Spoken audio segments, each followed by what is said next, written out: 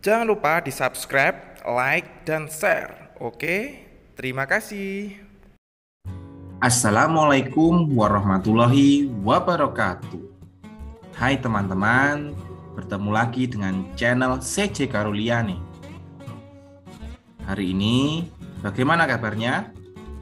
Semoga semuanya baik-baik saja ya. Semoga semuanya sehat walafiat. Amin amin ya rabbal alamin.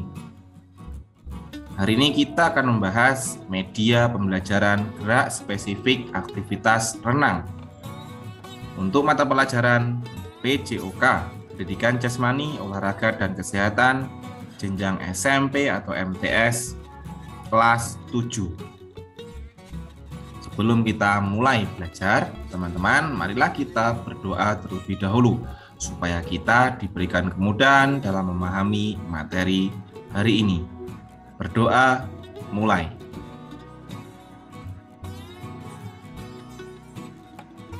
Berdoa selesai. Baiklah teman-teman, kita lanjutkan belajar kita. Bab yang akan kita pelajari yaitu aktivitas renang. Di bab ini, tujuan pembelajarannya adalah memahami manfaat dari renang, memahami pengenalan air sebelum melakukan aktivitas air, memahami dan mempraktikkan berbagai macam permainan di air, memahami dan mempraktikkan gerak dasar renang gaya dada, memahami dan mempraktikkan gerakan kaki, lengan, latihan pernapasan, dan koordinasi gaya dada. Nah, renang yang akan kita pelajari yaitu renang gaya dada. Seperti apa bentuknya?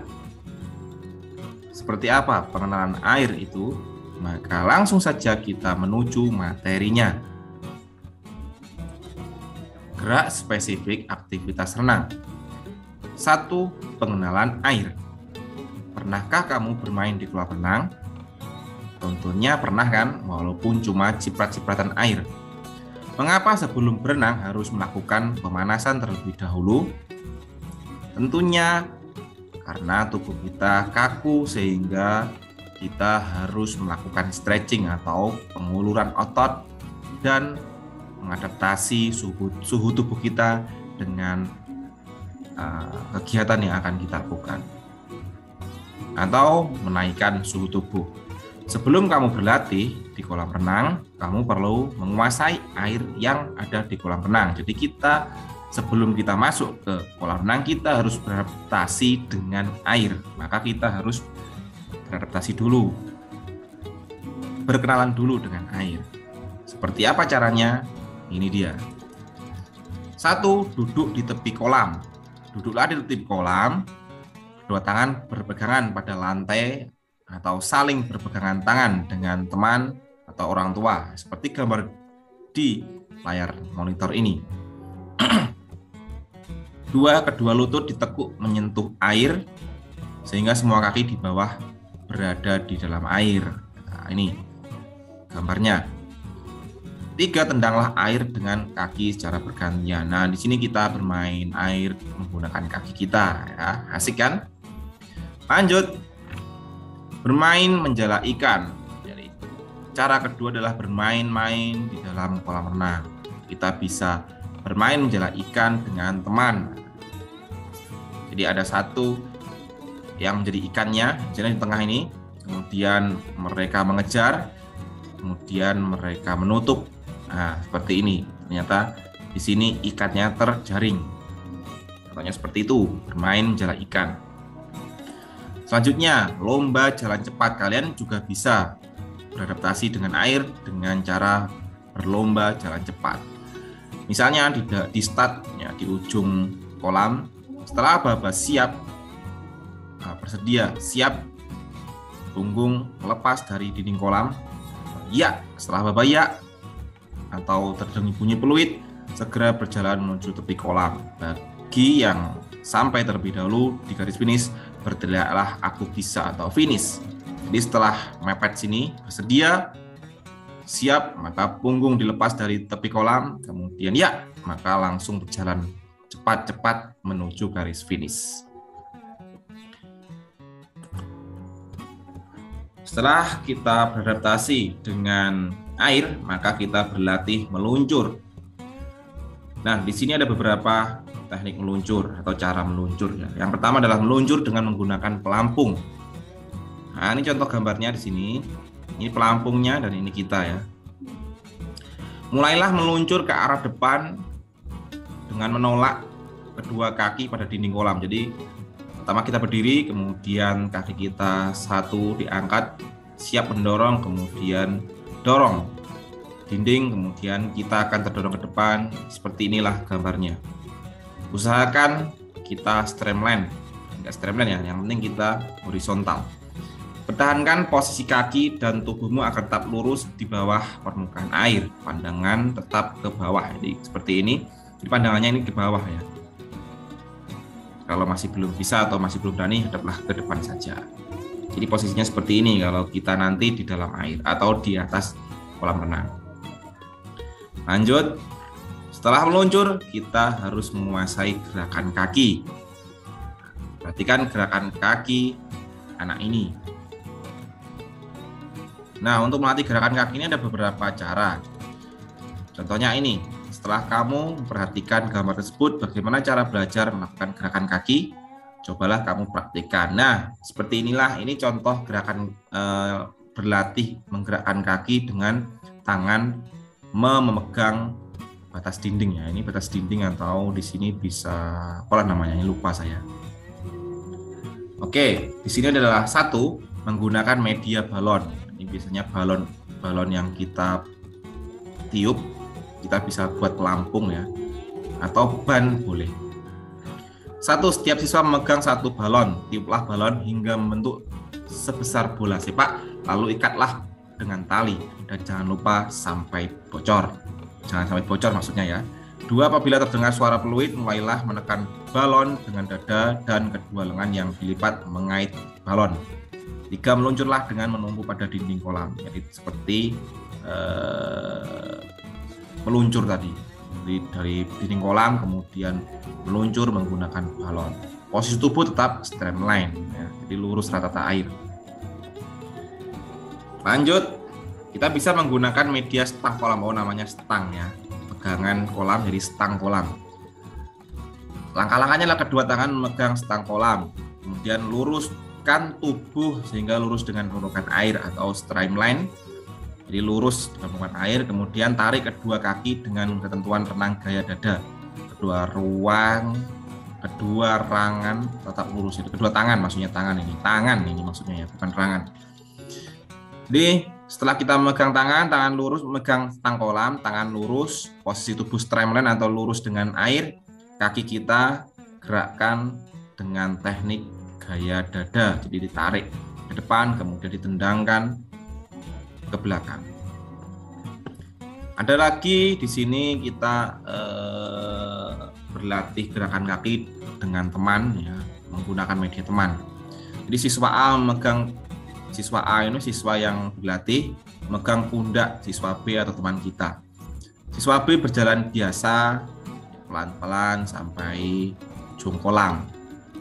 Itu juga bisa membuat latihan seperti ini ya. Yang penting tubuh kita tetap streamline, tangan lurus, gerakan kaki seperti gerakan katak. Jadi mendorong, pertama ditarik dulu, kemudian dibuka, setelah itu didorong ke belakang. Ada juga dengan teman, yaitu dengan pakai tangan tadi memegang bahu. Nah, sekarang memegang tangan. Tim A atau bukan siswa A, siswa A ini melakukan gerakan kaki renang gaya dada, dan siswa B ini ya, dipegang tangannya kemudian mundur pelan-pelan. Tadi berjalan ke depan, sekarang berjalan mundur. Sama saja. Yang penting saling tolong-menolong. Nah, teknik selanjutnya yaitu gerakan lengan. Gerakan lengan ini juga ada berbagai cara untuk melatihnya. Yang pertama, gerakan lengan berpasangan. Siswa berpasangan dan berdiri di depan dinding kolam. Nah, genglah pergelangan kaki teman di depanmu. Ini siswa A dan siswa B ya. Siswa A untuk melakukan gerakan lengan, siswa B memegang kaki siswa A. Siswa yang dipegang mulai berenang menggerakkan tangan, renang gaya dada. Sedangkan yang memegang berusaha membantu agar badan temannya tetap lurus dengan permukaan air. Jadi di sini mengontrol agar tubuhnya tetap lurus. Nah, sedangkan siswa yang melakukan gerakan lengan ini menggunakan teknik lengan atau gerakan lengan gaya dada. Lurus, dibuka, kemudian ditekan ke belakang, sehingga tubuhnya akan maju ke depan karena tekanan air tadi. B. Bisa dengan cara menggunakan alat pelampung. Jepitlah pelampung dengan kedua kaki di atas lutut. Gambarnya seperti ini. Kedua kaki menolak pada dinding kolam sehingga tubuh meluncur. Setelah dijepit, kemudian kaki menolak. Meluncur, mulailah menggerakkan tangan sampai batas yang telah ditentukan. Setelah meluncur, tangan ditarik ke depan, disatukan, kemudian mulailah gerakan tangan gaya dada. Nah, yang kelima ini terakhir, setelah kita beradaptasi, setelah kita